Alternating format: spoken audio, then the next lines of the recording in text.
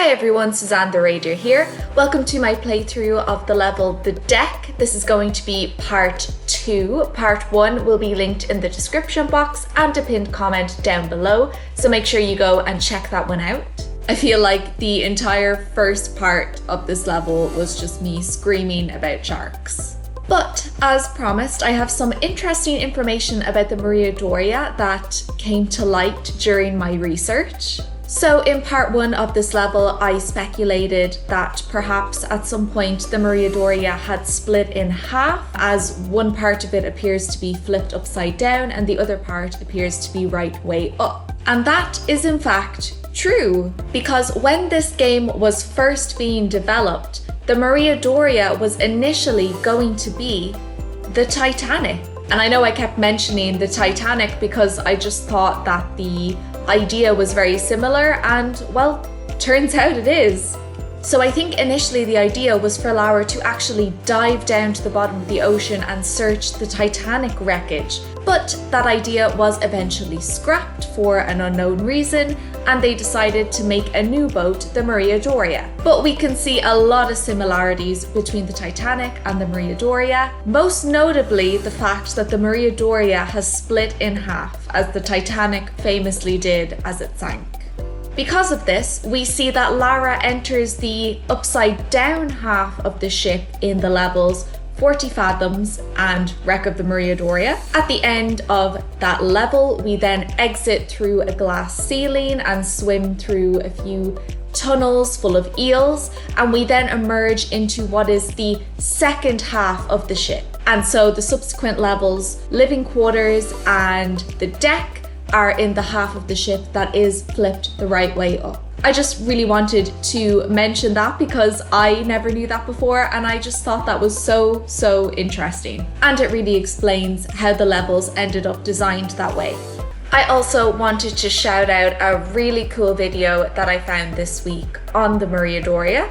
It was made by Jonathan Coquelet. I really apologize if I mispronounced your name, Jonathan. If you watch my channel, you know that I mispronounce everything, so I'm really sorry. But he made an amazing video showing what the Maria Doria would have looked like in its prime, in its heyday, with passengers and everything. He also showed what would have happened during the sinking of the Maria Doria, and he also shows what the Maria Doria would look like if Tomb Raider 2 had some updated graphics.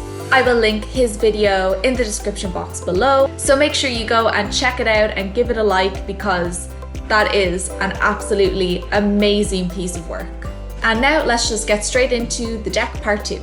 So we left off in the last video. We had just kind of done that really creepy, scary bit with the sharks, in which I made a complete fool out of myself, but that was most of the video, so I feel like that was almost actually the whole video last time, was me freaking out about those sharks and frogmen and stuff.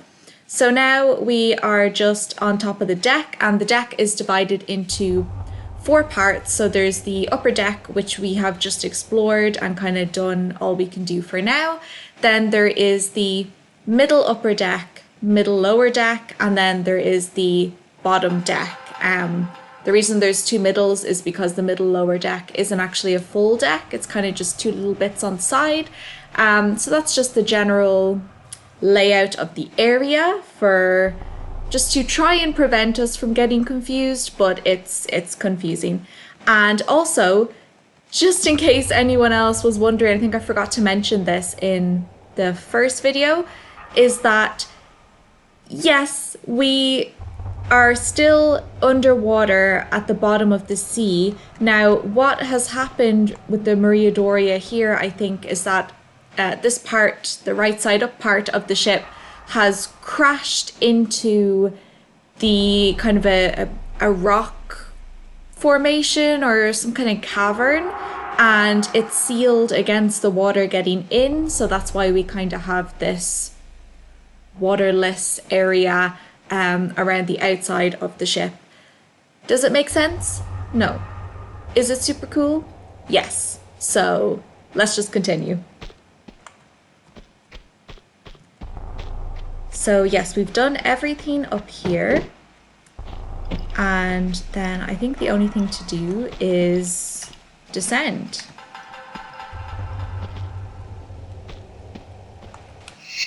Okay, so I'm going to take out my M16, I think.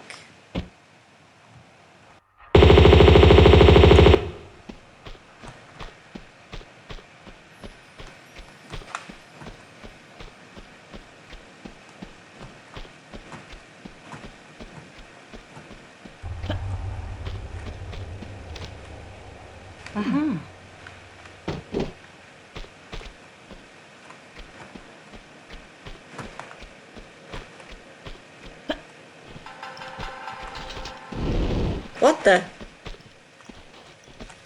Where the hell did they come from?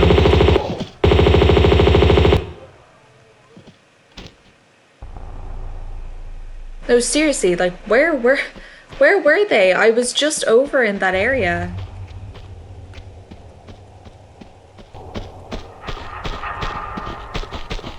That was...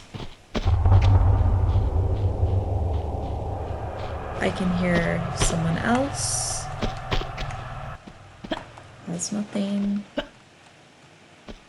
There's more ammo here.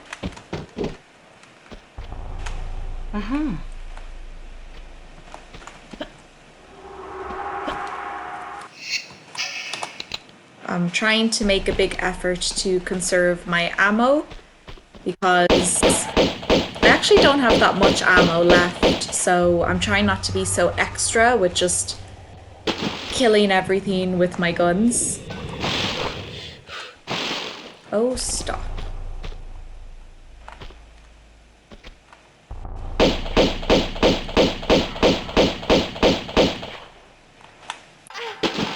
Okay, and this is exactly what I mean about the frogmen that I mentioned in some of my previous levels. So, like, why was he just in here like an absolute creep? I mean, what is his job? What is his purpose? Like, why would he just be hanging out in a little sealed dead-end chamber in a pool in the wreckage of a ship down the bottom of the ocean? You know, it kind of gets to the stage where it's like, what is your job? And oh, there he is. Yeah, what is your job? What is your, you know, what are you being paid to do? Because it makes... Oh. I almost fell off the edge there, but not quite. Great. Yeah, back to my rant. So yeah, it makes sense that the other kind of frogmen... You don't have anything? That's not nice. The other frogmen are kind of swimming around that big pool and other kind of areas. I presume they're like searching for the seraph, or you know, they know that they need a key to open the place that the seraph is in, so they're searching for the key. You know, that kind of makes sense. But when they're in places like that, it's like, why? Seriously, why? I know it's a game. I'm aware, but I don't know. To me, it's not just a game. It's my life, okay? So yeah, there was absolutely nothing down there except a kill, which I did need to get. And then I think we drop down the other side here to continue.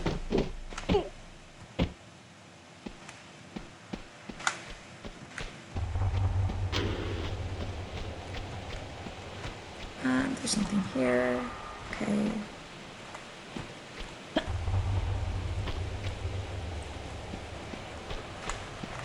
And I am just going to save it in case I fall, because I don't want to backtrack.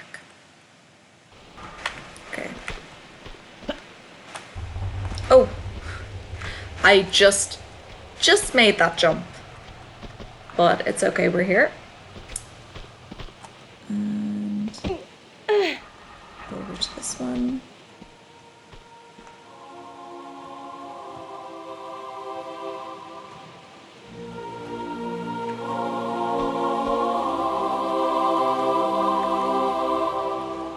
at how amazing that looks. I wish that the graphics didn't kind of black out as you were looking at things far away, because then we could kind of get a really cool whole picture of what things look like.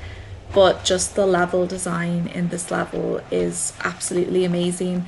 And actually someone was saying under my part 1 video, because yeah, I'm filming this just in the morning before it goes up, so yeah, I've already had part 1 up and seen all your lovely comments, so thank you so much. But yeah, someone was saying under that the deck always has such a kind of creepy, spooky vibe, and oh, that's not the right way. Oh, it's over here. Okay. I was like, I'm pretty sure there's supposed to be something there.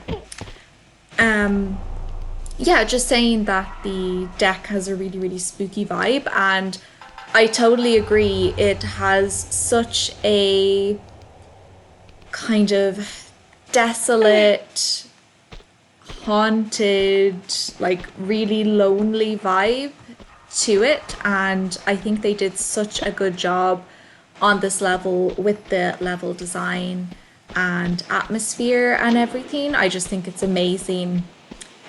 Even though, yeah, it's a bit far-fetched to think that a ship would crash into a rock cavern and just happen to be kind of sealed airtight along the sides against water and everything. Yeah, completely far-fetched, but also in original Tomb Raider, you just don't care because the levels are so cool. So I'm willing to suspend my disbelief here.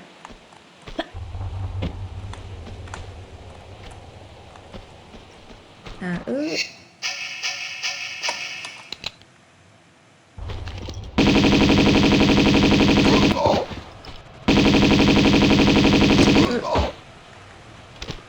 Sorry, I just wanted to wait for him to get off that slope in case he had anything, which I see now that he didn't. So, yeah. Great. I don't think there's anything up this way, but I'm just going to double check in case there's a secret pickup or something along those lines. And there's not. Okay. Going to save again in case I fall.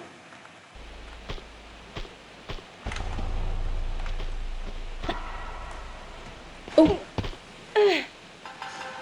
I thought I could make that with just a running jump, but obviously not. Managed to press grab just in time though. I think this one's just a running jump. Yeah. Ugh.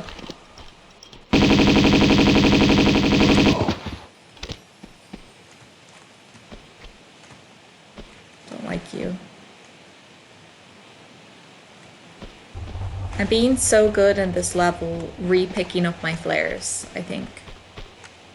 I'm making an effort. Oh no, it just went out. That was a wasted effort.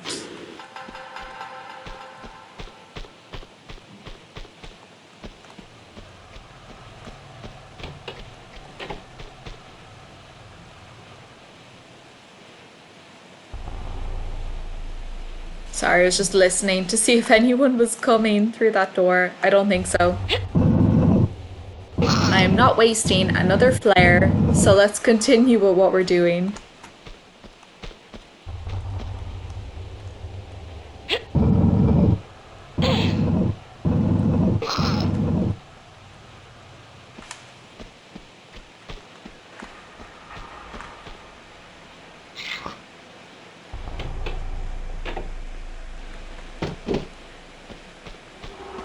Great.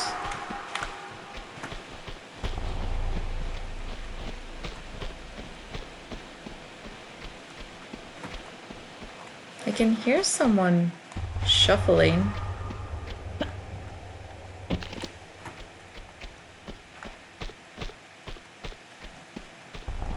Where?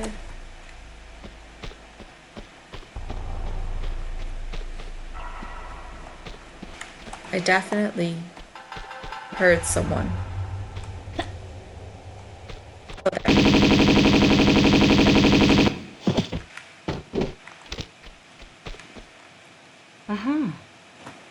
Wonderful. Ow. Oh, okay. I thought that door would be open.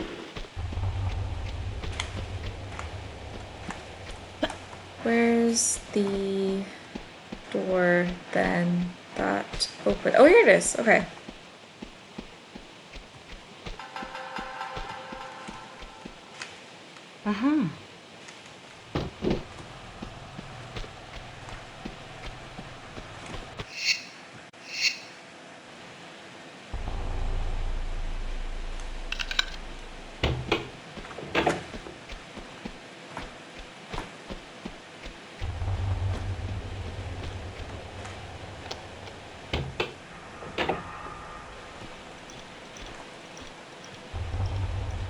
Okay, I can hear someone else again. Oh, stepped the wrong way.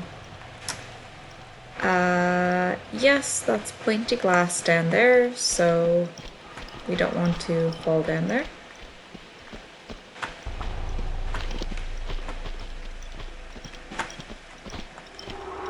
Is he behind me?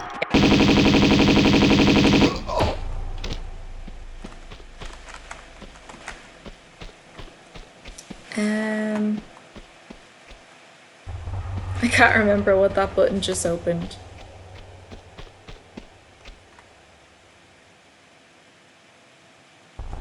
Well, I presume it's the door over here. Yes.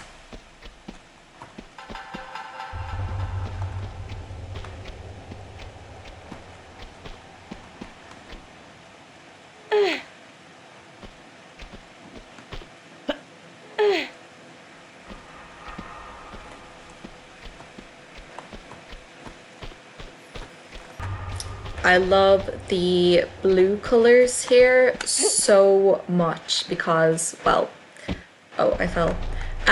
Because, well, blue is one of my favorite colors. So, yeah, I really like the color schemes of these levels as well. I think they're really nice. And yeah, let me know in the comments what your favorite color is, because now I'm curious. I like knowing people's favorite colors. Why? I don't know. I just do. My favorite colors are blue and purple. FYI. So, oh yes, okay. The key. On top of a roof. Because, you know, why not? It's a perfectly logical place to keep your key.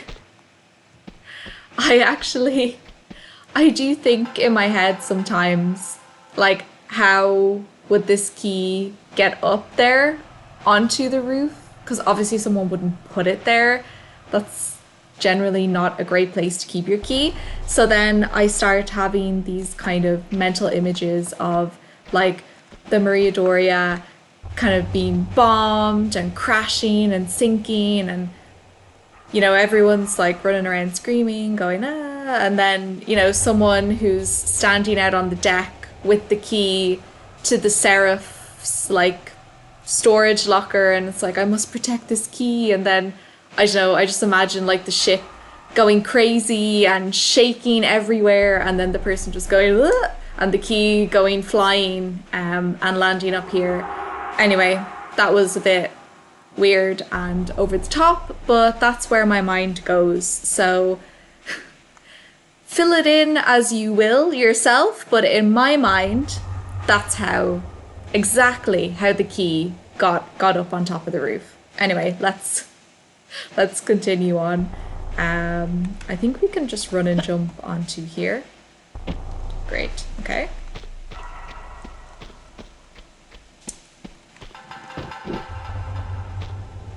Yes, I'm aware that I'm a little bit crazy, so oh, I'm okay.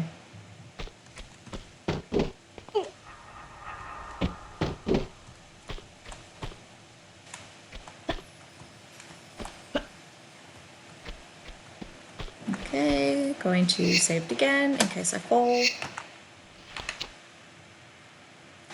because I am not in the mood to backtrack.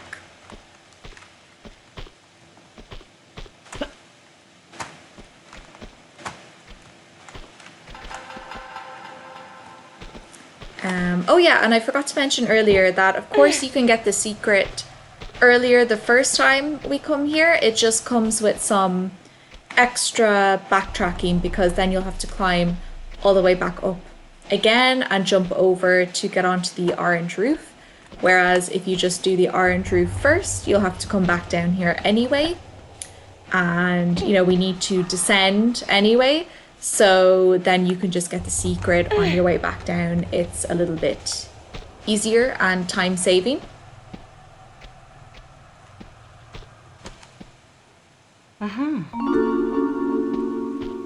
Great.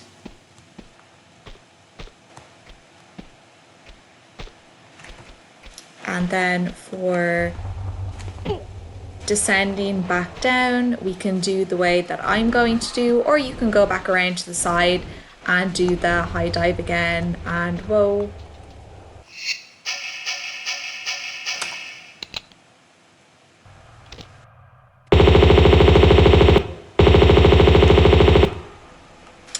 That made fast work of them. Okay. Now I'm pretty sure that you can just jump from here and land on a block, but I'm going to just save it just in case, because you never know. So, but I'm pretty sure this will work. Okay. So I missed the block. I think maybe do a standing jump from there, but I'm alive, so yeah, it all worked out. And these guys don't have anything as usual. I'm not going to take a medipack because it's just at the end of the level now. Spoiler, sorry. And I went the long way around to the storage locker. Yes, I did. Okay. But we get to see more scenery with my favorite color, blue, so that's nice. And also, I forgot to mention earlier that this is the other side to the bit in the first video where I went, ooh, that's a big propeller. So this is the other side of that big propeller.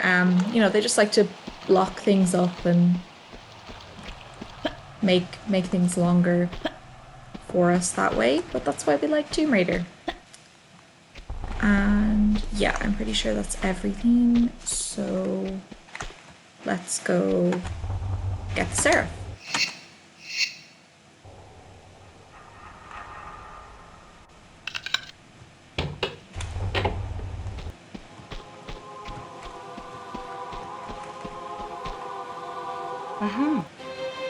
Great, and that is 3 secrets and 30 kills, which is all of them. So yay, I'm really happy with that, and I really actually enjoyed that level a lot. It's, even though it kind of creeps me out, but yeah, it's also just really cool. I like it. And I'm going to watch the cutscene now because I think it just makes more sense to have the cutscene at the end of this video instead of at the start of the next one. So yeah, let's sit back, relax. I'm going to shut up and we're going to watch the cutscene.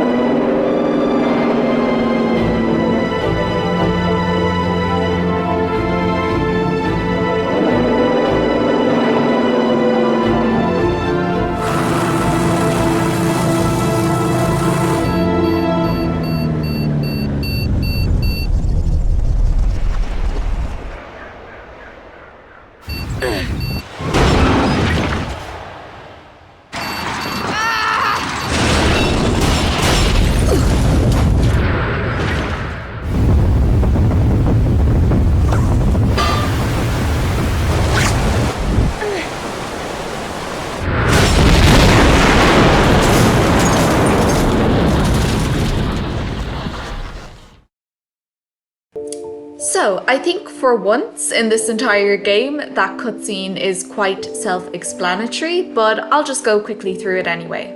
Now that Lara has acquired the Seraph, she uses a flotation device to return to the surface of the ocean. Please, let's just ignore how ridiculous that is. Lara then steals Marco Bartoli's seaplane and takes off for Tibet. And can we please just take a moment to appreciate Lara's facial expression when she spots that leather aviator jacket? True love.